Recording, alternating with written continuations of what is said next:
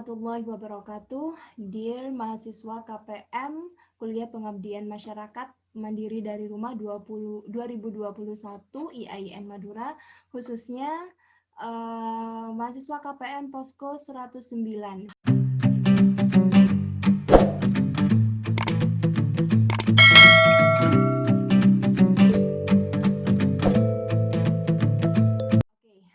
Baik, untuk video kali ini sengaja saya buat untuk menjawab beberapa pertanyaan dari mahasiswa terkait luaran atau artikel.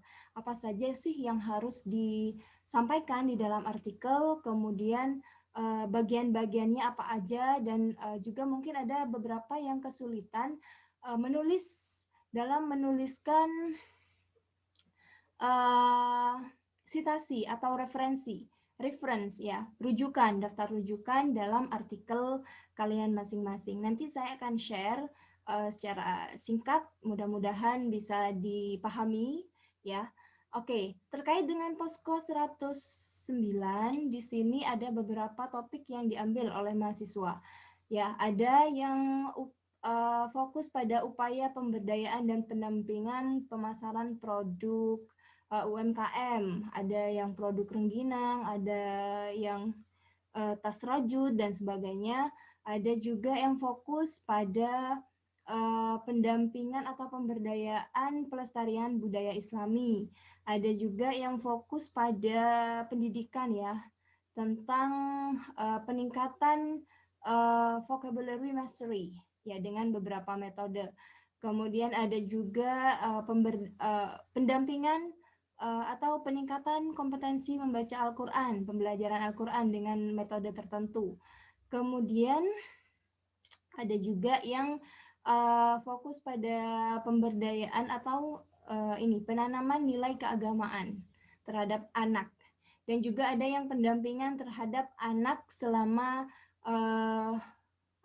selama pandemi, yaitu selama belajar dari rumah, karena saat ini kan sekolah masih dikatakan libur gitu ya.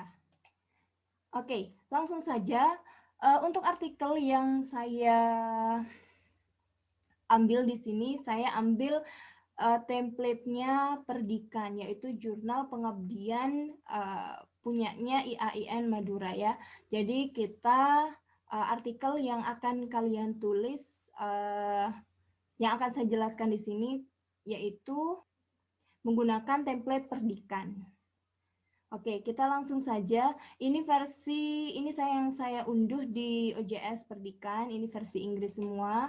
Cuma mungkin ada beberapa mahasiswa yang belum bisa memahami. Saya kasihkan versi Indonesianya ya.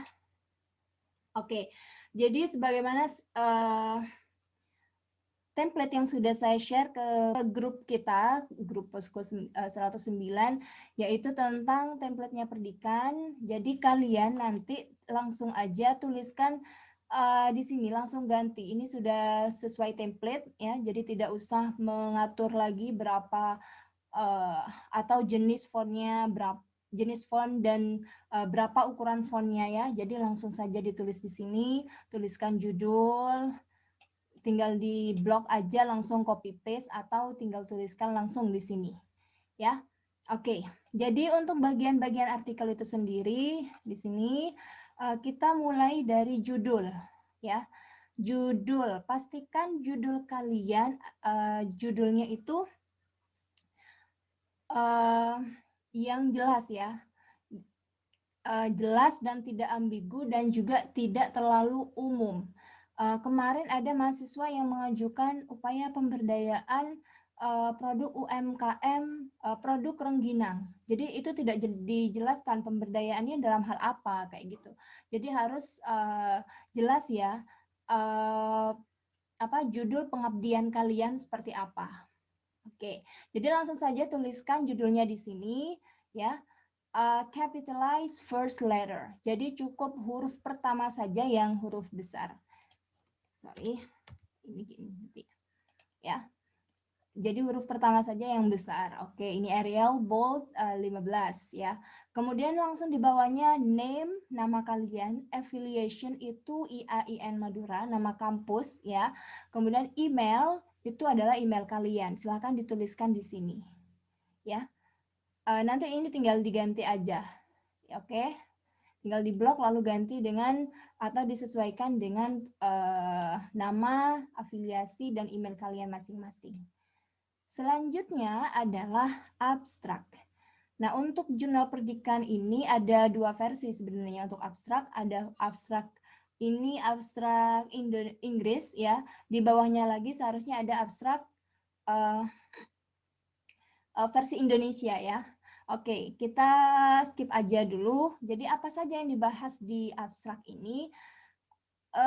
Untuk abstrak maksimal katanya itu adalah 250 kata ya.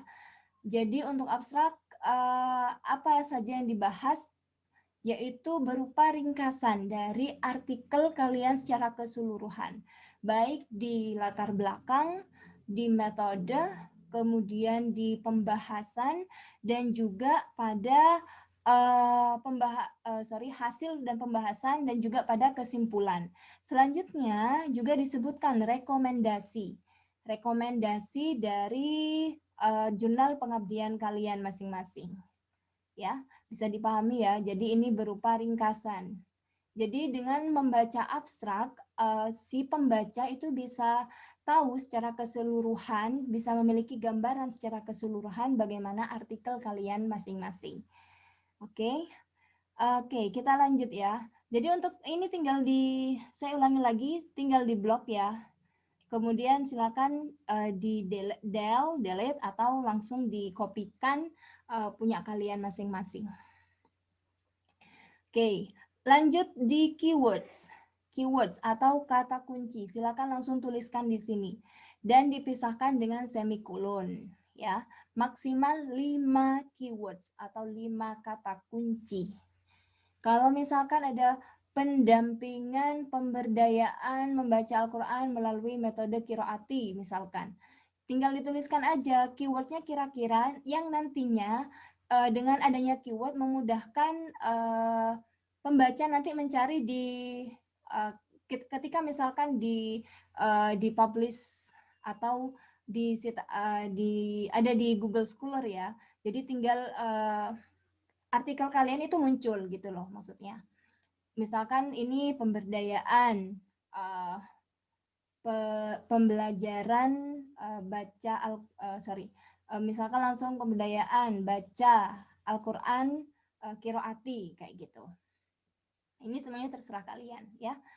Oke, selanjutnya masuk ke bab 1 bagian poin 1 yaitu pendahuluan.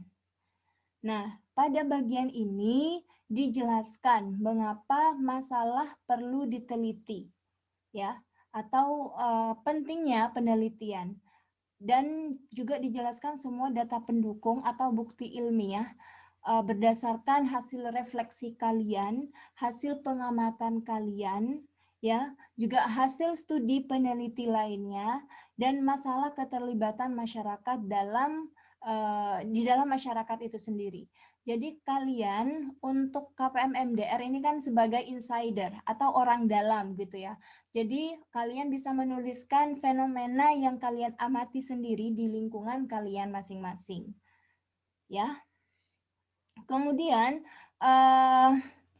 pada latar belakang di artikel ini tidak ada bagian khusus yang menjelaskan tentang latar belakang teoritis, tapi kalian bisa menyampaikannya di bagian pendahuluan ini, yaitu latar belakang berisi teori-teori sebelumnya sebagai dasar penelitian atau hipotesis sementara. Jadi teori-teorinya berupa penelitian sebelumnya atau teori-teori yang relevan terhadap pengabdian kalian, ya, topik pengabdian kalian maksudnya. Oke, di mana carinya agar mudah kalian tentunya untuk mencari artikel ilmiah, artikel sebelumnya, atau teori-teorinya kalian bisa masuk ke Google Scholar. Di sini, sebentar ya. Oke, di sini saya buat lagi aja. Oke, kalian bisa klik di sini. Silakan kalian visit Google Scholar atau scholar.google. Sorry.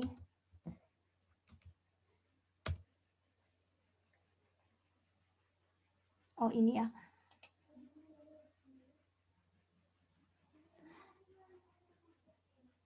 Oke, sebentar. Jadi kalian silakan ke Google Scholar, kemudian kalian tinggal ketikkan di sini apa saja yang kira-kira penelitian sebelumnya atau teori-teori yang relevan terhadap penelitian kalian. Misalkan yang tentang pemasaran produk UMKM, silakan diklik aja di situ. Nah, sudah banyak ya, sudah jelas ya. Wah, di sini ternyata pemanfaatan media sosial, pengaruh penerapan periklanan. Nah, di sini silakan cari sendiri teori yang relevan atau penelitian atau pengabdian yang sesuai dengan topik pengabdian kalian. Kalau misalkan kalian mau mencari pengabdian terdahulu, silakan coba ditambahkan di sini pendampingan. Biasanya di sini langsung muncul artikel-artikel pengabdian. Nah, betul ini kan. Jadi ini salah satu ini adalah tempatnya jurnal pengabdian. Jadi ini bisa dijadikan sebagai rujukan bagi kalian dalam pengabdian terdahulu ya. Atau kalian misalkan mau mencari teori yang relevan. Misalkan tentang tadi pembelajaran baca Al-Quran dengan metode Kiroati, ada punyanya mahasiswa, salah satu mahasiswa tentang itu. Silakan cari pembelajaran ini metode pembelajaran Al-Quran, misalkan diklik. Nah, di sini kalian bisa mencari teori-teori yang relevan. Nanti tinggal dimasukkan di artikel kalian di bab pendahuluan. Ya, bisa dipahami ya. Oke. Oke. Nah, setelah teori disebutkan atau dibahas, maka di latar belakang juga disebutkan mengapa naskah ini penting, kemudian gap yang ada atau kesenjangan yang ada antara reality dan seharusnya gitu ya. Kemudian di sini juga disebutkan tujuan dari pengabdian tersebut. Ya. Jadi itu untuk bagian pendahuluan. Selanjutnya adalah poin yang kedua yaitu metode. Dalam metode ini dijelaskan bagaimana kalian mencapai tujuan, mencapai tujuan kalian. Jadi di bab pendahuluan kan kalian menjelaskan tujuan apa, tujuan kalian melaksanakan pengabdian seperti apa. Nah, ini adalah metodenya. Di sini kalian harus menjelaskan secara rinci metode yang kalian gunakan. Misalkan ada beberapa artikel yang menjelaskan bahwa artikel pengabdian ini menggunakan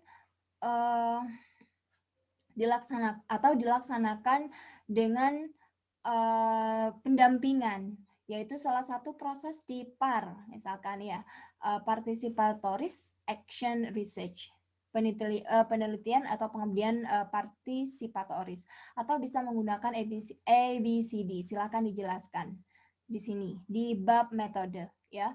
Kemudian di metode ini juga harus dijelaskan lokasi dan waktu serta atau komunitas kalian, populasinya ya. Kemudian jelaskan prosedur dasar. Jadi step-step atau tahapan-tahapan pengabdian kalian seperti apa. Ya. Mulai misalkan untuk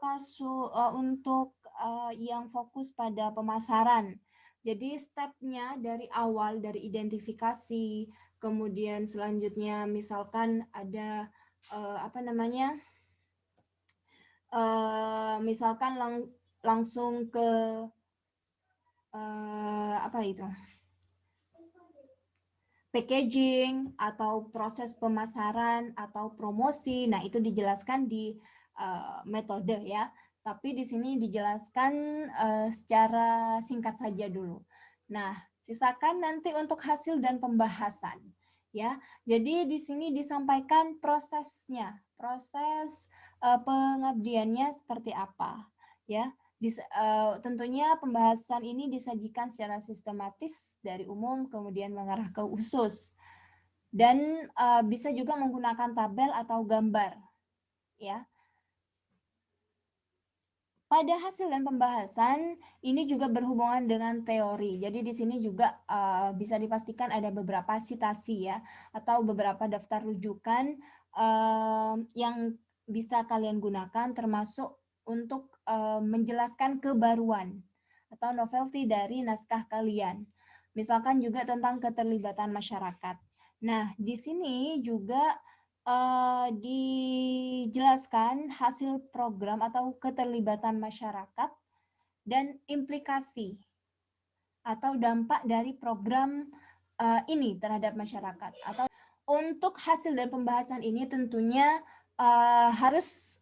bukan harus ya, maksudnya 40-50% dari total naskah. Jangan sampai untuk hasil dan pembahasan ini lebih sedikit daripada latar belakang misalkan ya, atau dari pendahuluan ya.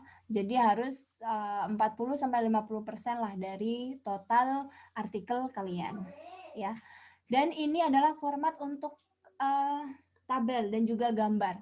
Jadi ketika kalian menyertakan tabel, redaksinya adalah misalkan begini. Untuk data akan disajikan di tabel 1, begitu ya. Bukan untuk data akan disajikan di tabel di bawah ini atau tabel di atas. Berdasarkan tabel di atas, jadi bukan seperti itu ya. Jadi harus jelas bahwa misalkan tabel 1 atau tabel 2, tabel 3 dan seterusnya. Begitu juga untuk gambar. Harus jelas gambar apa, gambar berapa, gambar 1, gambar 2, gambar 3. Jangan sampai ada kata berdasarkan gambar di atas. Nah, jangan begitu ya. Jadi itu untuk proses penulisan gambar atau tabel. Nah, lanjut ke kesimpulan ya. Jadi di sini disimpulkan kebaruan dari naskah kalian, kebaruan dari pengabdian kalian ya. Kemudian keberhasilan program keterlibatan komunitas. Maksudnya keberhasilan program pengabdian kalian masing-masing ya. Manfaatnya, kemudian manfaat dan kontribusi juga. Nah, bagian selanjutnya setelah kesimpulan ini ada reference atau daftar pustaka ya. Untuk pembahasan mengenai reference akan dibahas di video part 2. Check this out.